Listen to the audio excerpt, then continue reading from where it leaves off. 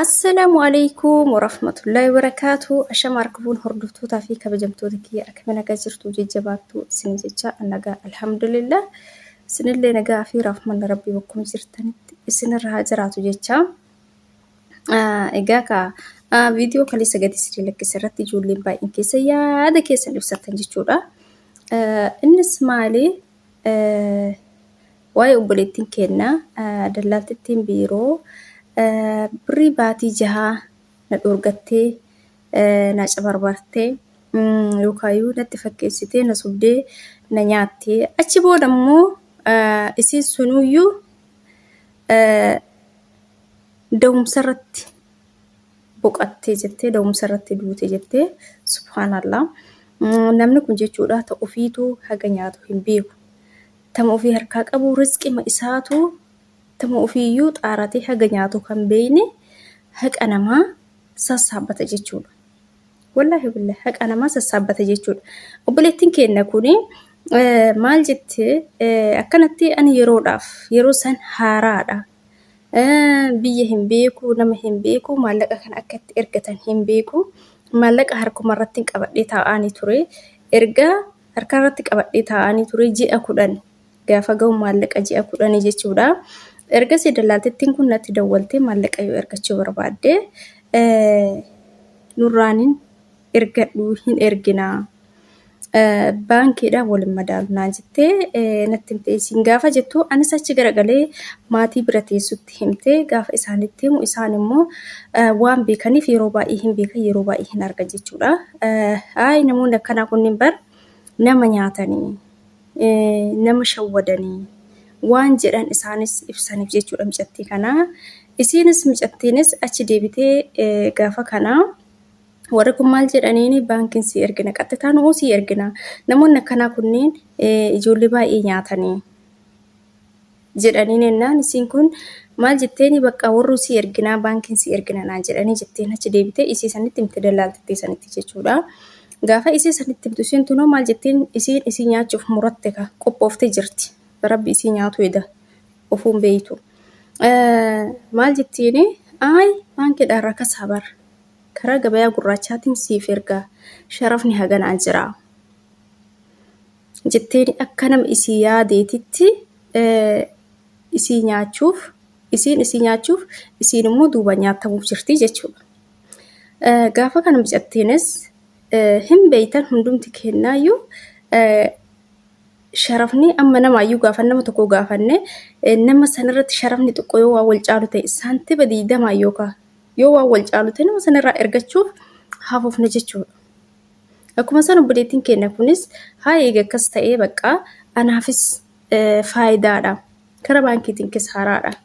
Ka jettu as deebitee warratti akkanaa bar si erganaa jettee gara baankiitiin xiqqoo waan gadi bu'uuf gara siinaa wayya gaafa siin jettu warris nuti garuu itti gaafatamummaa hin fudhannu waan kana.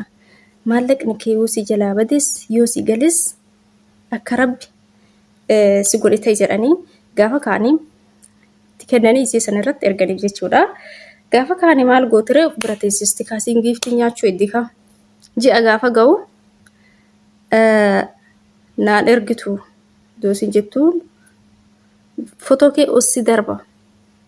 Ossi baasa uummata irratti si salphisa gaafa isin jettuun isiin rabbii hin sodaanne uummata sodaaf waan baatii 4 irraa galchitee fi waan baatii 6 hambiste jechuudha. Sanuu uummata sodaa fi bar sanuu namoota akkasii hedduu waan nyaatteef gaafa isiin onna baaste namoonni akka isii kunis hedduu waan jiraniif waan of beeytuuf namoonni kunis boruu narratti duulan salphadhe akkamitti mataa ol qabadhee deema uummata keessa. Uummanni qubanatti qabee ka jettu isii tana tasgabbeessuuf birrii 4 irraa ergitee fi ka 6 bira hambistee gaafa kaanii hoo gara biyyaa galtee jettee koo gara biyyaa galteen kaa isiillee amriin itti dhufe jechuudha. Amriin rabbii itti dhufe jechuudha. Gaafa kaanii biloo kana gootee jette. Hagas isii yoo dhageettu duute isii dhageetti. Obboleettiin keenya kun jechuudha.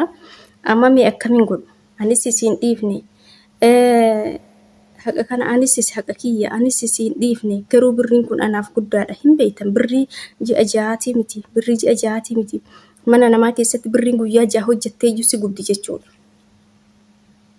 Isinii galee kanaaf anis hin dhiifneefi abbaan manaa isii sii kafala kanaan jedhe ergasi innis naaf hin kafalle innis har'a boruu naan jechaa ture ergasi anuu bilbilne jalaa badee jettee obboleettiin keenya kun jechuudha. Obboleeyyan kiyya subhaanallah sirrii miti jechuudha.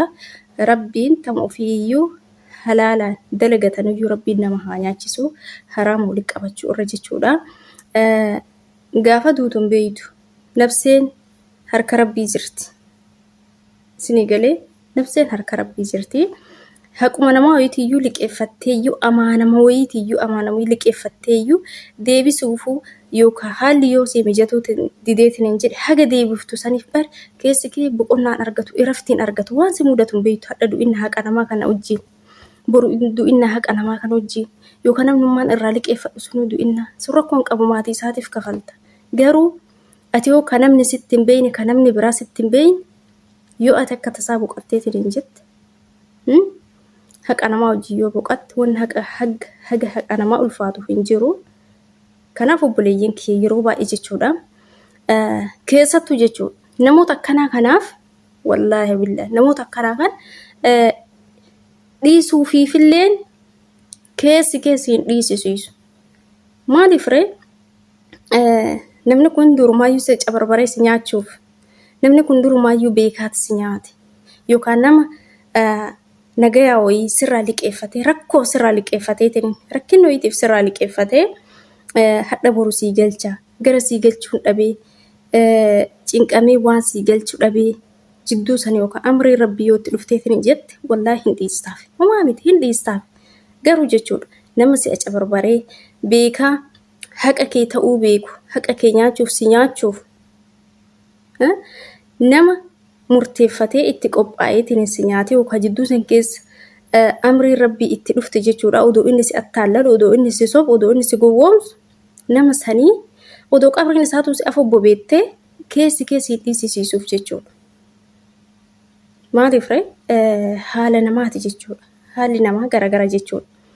Kanaaf namoota akkanaa kanaaf namoota odoo beekan si nyaatan namoota boru du'aa odoo beeku haqni namaa hayxi namaa dafqi namaa nama guddii odoo beeku nama nyaatu saniif dhiifama gochuun hin ulfaata jechuudha nama sanarrattis. Abbaa haqaa sanarrattis hin ulfaata jechuudha.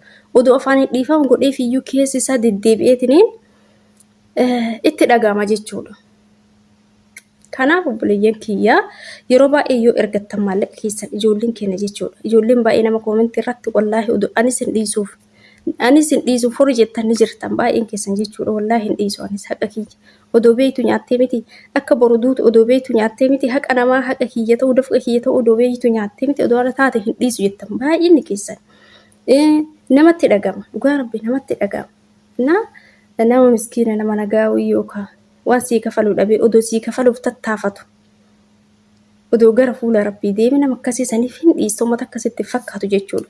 Isaa gaddaa fi dhiiftaafiyyu. Garuu nama si cabarbaree si nyaatu tokko immoo si attaallalee si sobee si gowwoomsu san immoo akkamitti keessi si dhiisiisaafiyyuu hin dhiiftuuf. Innaa kanaafi obboleeyyan kiyyaa yeroo baay'ee jechuudha gara warra dallaalaa kanaa yoo ergattan birrii hunda walii qabdanii haga waddadu jettanii birrii hunda walii qabdanii deebitanii immoo mulu bakka tokko ergitanii warri boodar waan akkana isin mudatu irraa of eeggataa bakka tokkotti hin ergina maallaqa keessan. Bakka tokkotti ittiin ergina. Isiniin jedha ji'a 2, ji'a 3, ji'a 2 akkasitti irraa ergadhaa malee bakka tokkotti hin ergina maallaqa keessan. Yeroo baay'ee jechuudha ijoolleen maallaqa guddaa erga yeroo baay'ee bakka tokkotti hin nyaataman irra caalaan isaanii jechuudha. Kanaaf maallaqa xiqqoo taate immoo maallaqa xiqqoo tanaaf onna baasti maallaqa xiqqoo tanaaf maqaan nan badu ka jedhu hattichummaan sunuu hin ergachuudha. Nama rabbi sodaatee odoo hin taane namumattu hizbimattu ganna baasitti hizbii sodaaf jechuudha. Yeroo sana immoo hattoota akkasii irraa isin of eeggadha. Maallaqa guddaa immoo fuutee boolla seenti. Nama caafii isaan beekne, nama maatii isaan beekne, nama biyya isaan beekne keessattuu sirriitti irraa of eeggadha ijoolleen keenya. Dhugaan isiniin jedhu. Akkasii itti fayyadamaan isiniin jedha.